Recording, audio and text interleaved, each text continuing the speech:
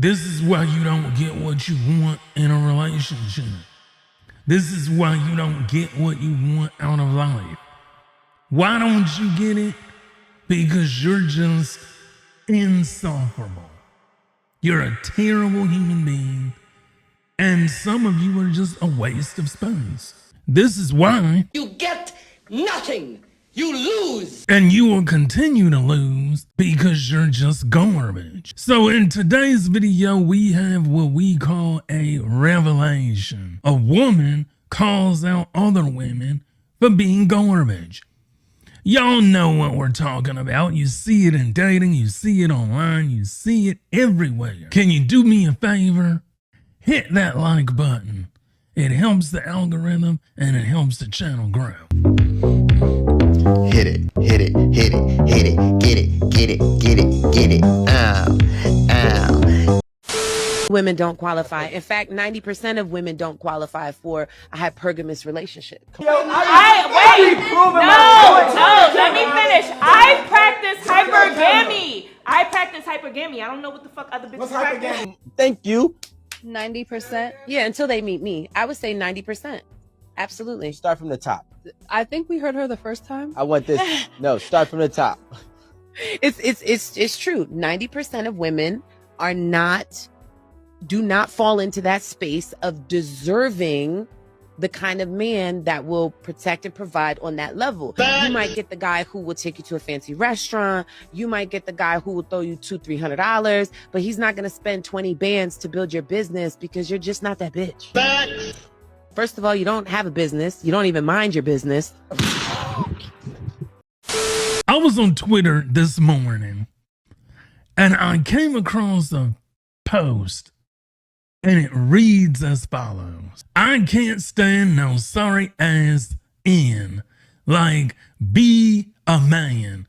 Provide, lead, protect, B word. So I said, we can't stand no sorry a woman. Like, be a effing woman. Cook, clean, submit. And I said that because a lot of women don't even qualify. You're a money-hungry woman, and all you care about is the dollar sign. Show me the money.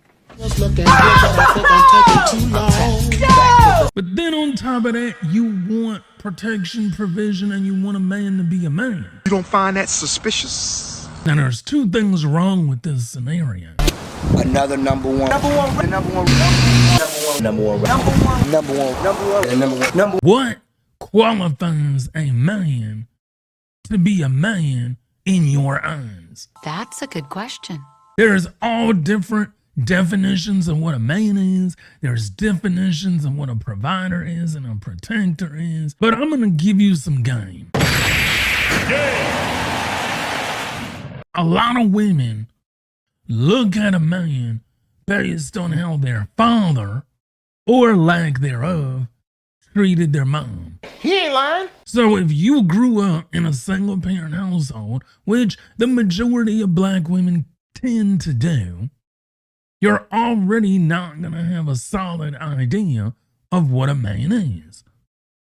So how do you figure out what a man is? How a woman that came from a single parent household finds out what a man is by their boyfriends, by their exes, by their baby dad. That's how they define a baseline of what a man is. So when you start off life already coming into life with a disadvantage, you've got to figure out what is what and who is who. So how do you do that?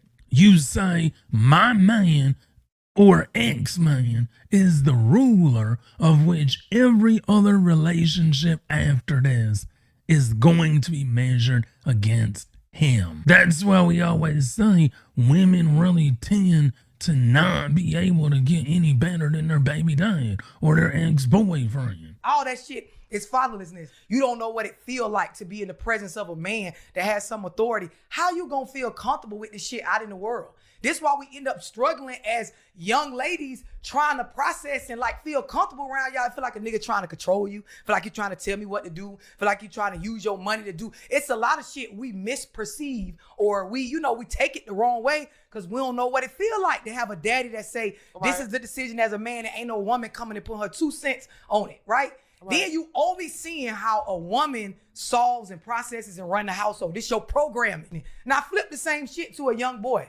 You 16, 17, fully grown in your build, but you only ever saw a woman run shit. You only ever saw your mama, decide how stuff gonna go in the household. And we nurture her. So a lot of times women don't even realize all that fussing, the way you handling your son, you fucking him up. And this is why it's a lot of niggas that they not gay. They heterosexual males. They are attracted to women, but they can't stand a fucking woman. If you notice, all of the exes have something similar or something across the board. They've all got the same thing. This is why women tend to date their type. I'm seeing this narrative go around social media a lot where only 80% of women want the top 20% of men or something like that. And that's the high value men. And there's like a large pool of women who want this very small pool of high value men. What I have to say about that is you need to ask yourself, why is there so few high value men? Why is that? Would that be a better use of your time and attention to address why are there so few high value men that can't seem to keep up with how women are out earning and outpacing them in every other facet in life? Another dumb take from this girl. So let's go over her whole point here. So her whole point here is that whole claim by guys that 80% of the women go after the top 20% of high value men is that's not what we should be focusing on. The real problem is why are there only 20% high value men? So to answer this question, you have to ask yourself, lady, what do you describe as somebody who is high value? Yup. Most of the time, they're going to describe relatively materialistic and superficial qualities. Most women, when they're describing a high-value male, they're going to talk about his income, how good-looking he is, how tall he is, whether he's maintained his hair at past the age of 30. So when you go and preface the question by saying, oh, why aren't there more guys just trying harder? It's the same energy as seeing a poor person saying, why don't you just go buy a house? A lot of girls want to hide behind the fact that majority of the time when they're talking about high-value men, they're not talking about superficial materialistic qualities, and they're going to hide behind the fact that they're actually looking for somebody who's emotionally intelligent, well-spoken, really in touch with himself. But It was all bullshit. the reality is, if a 5'2" man who made $40,000 a year and was bald came up to you and he was the most well-spoken, respectful man, it might help, I guess a little, but you're not dating him. So you prefacing the answer by saying, oh, why don't you just go make yourself more valuable? That's because it's not that easy. I am somebody who's in the top 5% for my income, for my age, and I can still sit there and empathize with people who don't make a lot of money and understand that that's not necessarily their fault. And even though me personally, I've never really had any negative experiences when it comes to dating, I can empathize with the fact that a lot of my friends or other males who do, it's not necessarily their fault. Because you'll contradict yourself by saying a lot of women are out earning men, which is actually true. But then I'm sure this girl also believes that women are being discriminated against and, the gender pay gap is totally a real thing. The whole point here is if you give a very easy solution to a very complicated problem, you are most likely not understanding what the problem is. This is a girl who teaches and ran a Tumblr blog teaching on how to go and be a sugar baby and how to extract resources from men. And then you're telling men to go and make themselves more high value, which it's been pretty obvious what you determine to be high value is somebody who makes a lot of money. I know this might be hard for you to believe, but most people who are not making $400,000 a year, it's not really on purpose. Because if you go watch every single dating story that this girl has ever posted, she makes sure to insert how much wealth the man has. Like, it's impressive that the guy that she's going on a date with has wealth, even though she herself didn't obtain any. Shout out to this guy. And I wanted to play that clip because a lot of women attribute value to money, value to material wealth. And when you go on social media, you go out in real life, you go anywhere, you always see women talk about the same thing. I want a man with money.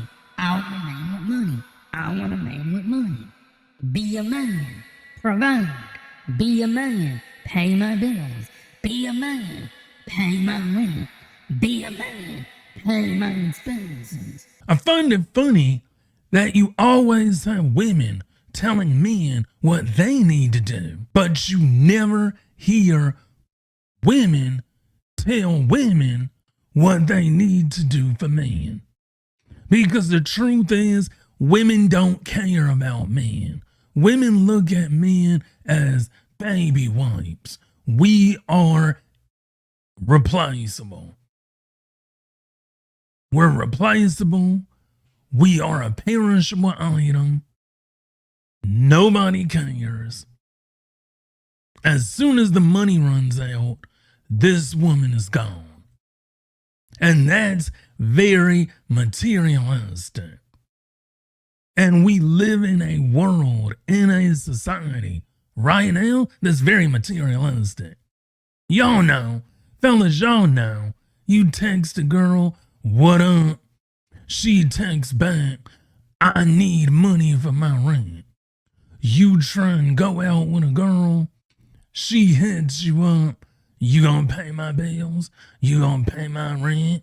You try to kick it with a woman. She's telling you about her expenses and how she needs her bills paid. Y'all know. Y'all have experienced it. And we've all fallen victim to that. We will put our reservations aside to get with a woman.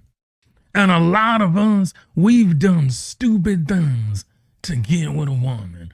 Every man has a story about how he done some dumb stuff to get a woman. A lot of people sit and wonder, they say, why do single women, single mothers, think that taking care of a child by themselves, just doing it all by themselves is a flex? We don't. Stop the cap. We don't think it's a flex. Sure, Jan. You think that we chose to live this life? Hell to the yeah. And take care of children 24/7 on our own? Nailed it. Go to work? Pay daycare on our own? No, if that was the case, we would have never laid down with them.